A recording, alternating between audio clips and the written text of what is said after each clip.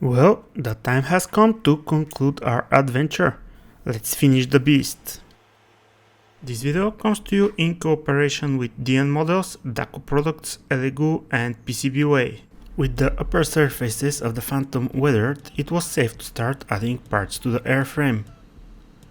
The folding wings got in place rather easily, but I had to be careful not to overdo the gluing and get some goo oozing out of the joints.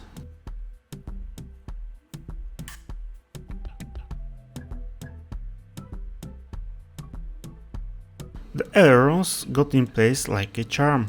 Honestly, one could not ask for more. The only slightly difficult thing with the engine nozzles installation was to align the keys on the nozzles with the grooves in the fuselage.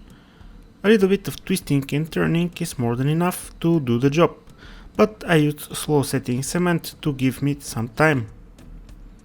It is interesting that when the glue joins the jet, the process seemingly gets so much quicker. Seemingly is the keyword here, but still it's nice to see the firebox getting emptier. Saying that, unlike my countless dry fits, the horizontal stabilizers and the section of the heat shield gave me some trouble. Apparently those two were camera shy. Who knew? Next I installed two elements, one over each horizontal stabilizers. Those were press-fitted inside a rubber bushing. Those were followed by the fuel dump mast. The arrestor hook just snapped in place, and the glue here was probably unnecessary. After a generous amount of Mr. Cement Deluxe, the tail slid in position without too much effort.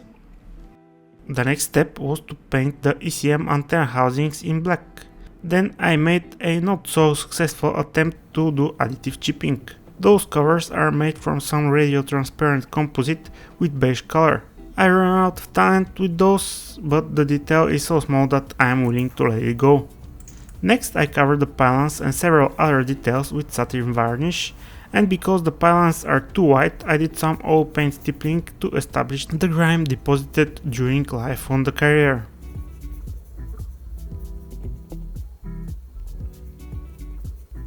With that done, I again attempted additive chipping with a brush on the red tips of the rails. This time I had better finish, I think. For the chipping color I used orange to suggest some sunfade. After the pylons were done, I continued to scuff up some other red painted areas. So far I was weathering red colored parts using white or buff color mixed with the base red. This always resulted in a shade of pink. I saw some people using orange, even orange and then yellow. So on this model I tried with the orange, and I like how it looks. Not that visible, but still adds some texture. Regarding the yellow, I don't think this model represents an aircraft in that state of affairs, so I will keep it for a future build. On places like on the wingtips and the tail leading and trailing edges, I used a sponge instead of brush. It's much faster and still yields a nice result. After I was done with the orange chipping, I glued the pylons in place. This way the model will be more cumbersome to handle, but I will have more holistic approach to the belly weathering.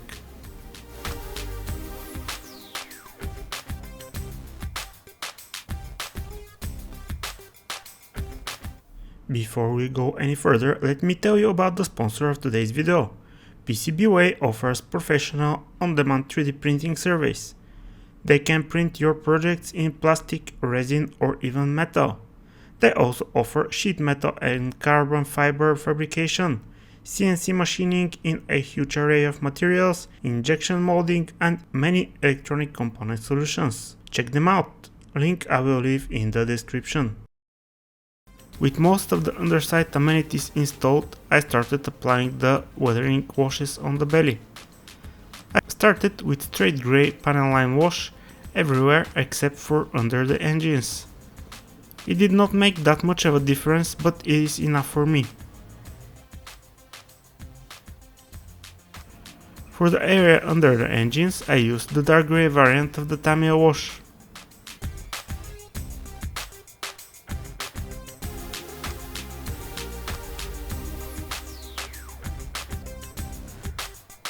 After the initial curing time, I removed the excess using white spirit damped cotton bud for the flat sections, and white spirit on a brush around the details. I left all that to rest overnight so it does not get affected by the following layers of weathering. Next up, I started applying some streaking because the Phantom is not known for being very conservative on how much it leaks. I used the watercolor pencil technique, which I explained thoroughly in my dedicated tutorial. I will leave a link for it in the description below the video.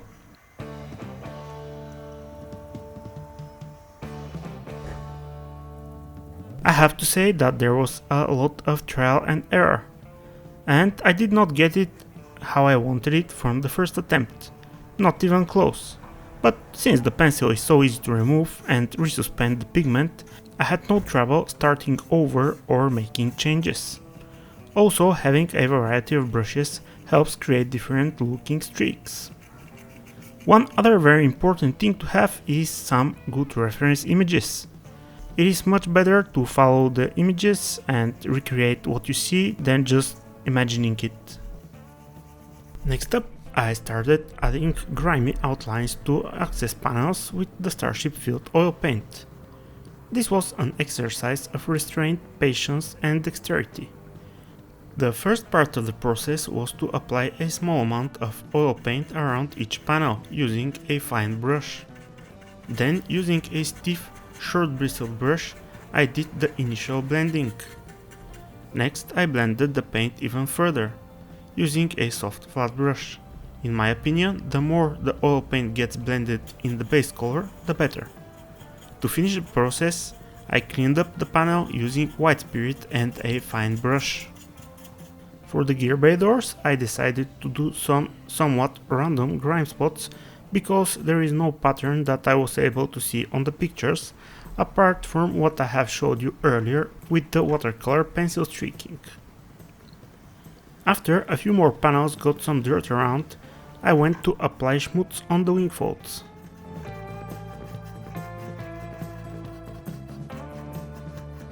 With that done, I started applying some stagnant dirt underneath the engines and on the fuel tank.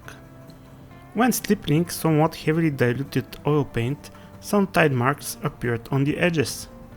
To get rid of those, I waited for a couple of minutes for the mineral spirits to flush off and then feathered those edges with the stippling brush.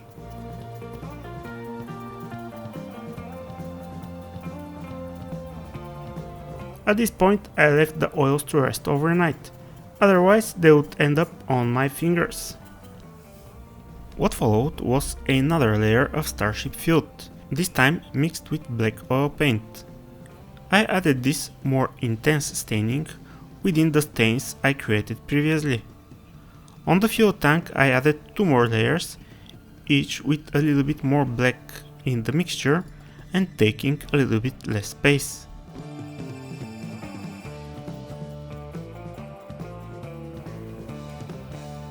The mechanical pencil for shallows treatment for me is the most precise method of outlining, thus visually separating details.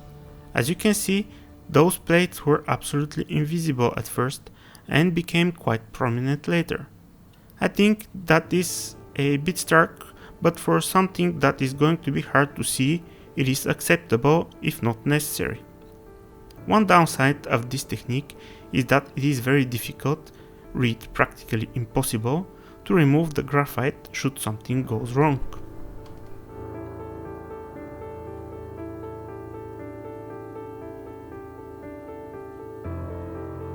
In any case, when I zoom out a little bit, things get much more subtle. What made the situation in the gear base even more cohesive was a Starship field wash. All of a sudden, it was not perfectly clean white paint with stark black outlines around the details, but a well-worn and used surface with soft transitions between light and dark. After the wash was dry, I removed the excess using a fine brush with some mineral spirits on it.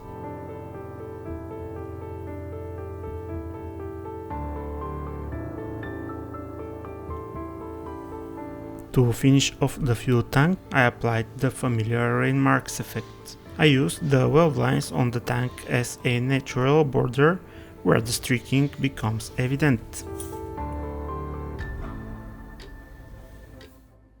Usually I paint the various lights with an undercoat of silver and then the suitable translucent color. To be fair, I never liked the look, so this time I decided to do something different. I did a base coat of interior grey and then mixed that base color with a light shade of grey. This mix I used to create highlights. Then, as usual, I applied the translucent color, and I think this looks much better. Next, I went through the instruction booklet to see what I have left unchecked. A few clear parts needed to take place on various panels, along with some other bits and bobs.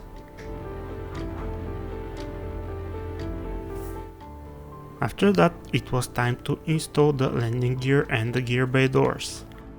Mounting those in place was absolutely the best experience I have ever had in this area of a scale model. Brilliant. I only had to chop off the tips of the bits that are going to attach to the wheels, because I am going to use the Edward set.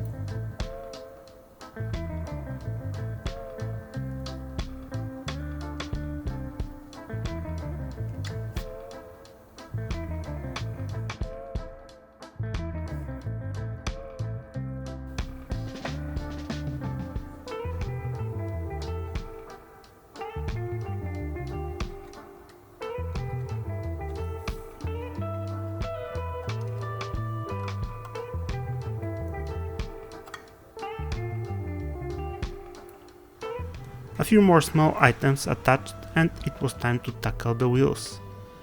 As it is usual, flattened wheels are not fun to align. This time, instead of flipping the model on its feet, I placed a piece of signboard on the wheels, and while the glue was drying I adjusted the flat size to lay down on the board. The glue I used was the gel type super glue, which did not give me a lot of time to work, but barely enough. At least I know that the bond is strong, but if I had been slower I would have gotten myself into an issue.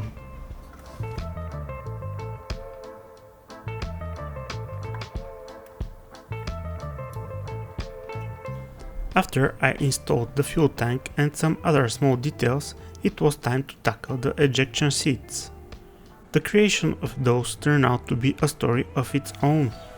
First, I started with the kit seat cushions, doing my best to simulate the fabric wrinkles by painting. To put it mildly, I ran out of talent. So I decided to create digital models of those cushions that fit inside Tamiya's seat base. Not that this task was any easier. I had to learn the basics of an entirely new modeling software that dealt with organic shapes much better than Fusion 360. Blender allowed me to create the wrinkles I was after. Also, I managed to create the seat cushion so that it looks like someone sat in it and not like a bench. Those new details I printed with my Elegoo Saturn V Ultra. To say that the 3D printing technology has come a long way in the last 5 years would be an understatement. These relatively small details came out of the printer ready to rock. I would be hard pressed to distinguish any layer lines without some sort of magnification. Just amazing. As you may know, Elegoo are a long-time partner of this channel and I cannot recommend them enough.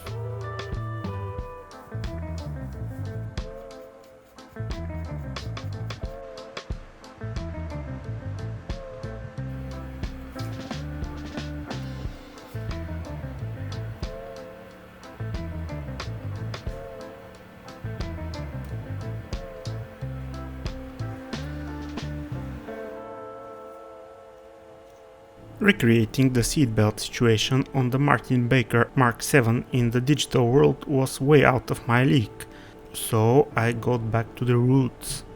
The good old scratch building. As much as it was tedious to twist and bend and glue the absolutely insane amount of belts on this seat, it was twice as enjoyable. The belt hardware I also designed and printed myself. Both the buckles and the cushions are not product grade yet, but they will be soon, and I will be telling you more about them when that time comes.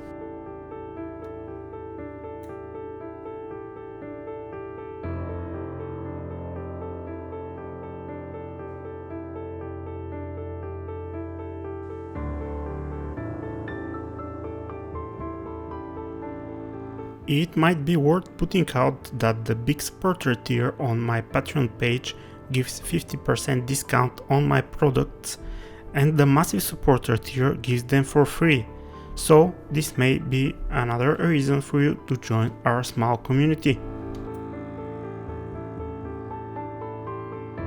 As I have said, the seatbelts installation is a puzzle of the highest level. It is such a snake's nest. I started with the simple straps on top of the seat and then decided that it will be necessary to paint the sticky side of the tape too. For that I clamped the ends, this way I was able to airbrush them. After the paint was dry, I started with the first shoulder belt layer. This is multi-piece deal not only because there are belt buckles, but because there are multiple lengths of tape for each belt. Next up, I placed the second layer of the belts, making sure not to obscure the first layer too much. With those applied, I went on to apply the olive drop belts that seemingly tie the top portion of the seat to the frame of the seat, I guess. Those are simpler, but I had to glue some floppy things just below the ejection handles. And with that, a full bench session was exhausted. Only half of the belts on only one of the seats. Very fiddly stuff. To finish with the seat details, I added a tube of some sort on the left shoulder strap. Next, I placed the lap belts, or at least a part of them. I gave up on faithfully representing the situation because I could not figure it out. With all those belts down, I decided that the base paint is not good enough at representing the highlights and the shadows. So I progressively added light bluish grey to the dark base grey to apply about 7 progressive smaller highlight areas. To finish it all, I brush painted, flat varnish and called it a day. All I had to do is copy that on the other seats.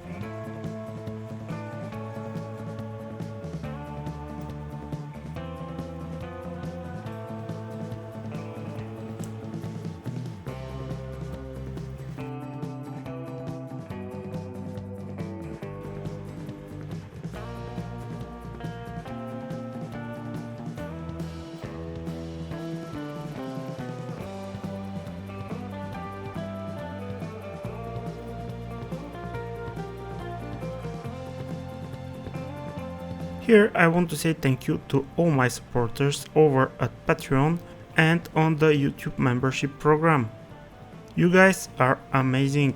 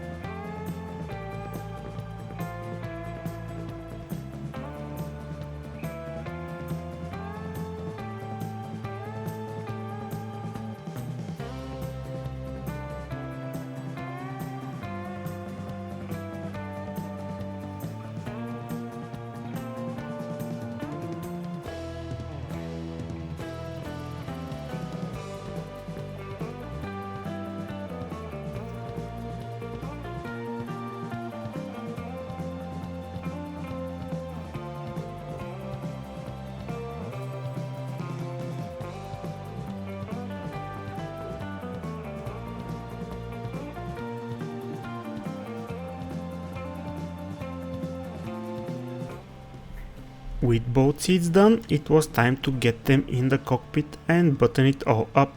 The seats slide nicely into their slots, and a small amount of slow setting cement on the rail is all it takes to keep them in place.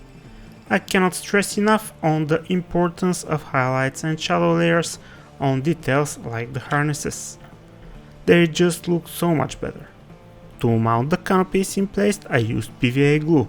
That meant that I had to hold the parts in place for several minutes, but I did not want to risk it with other glues.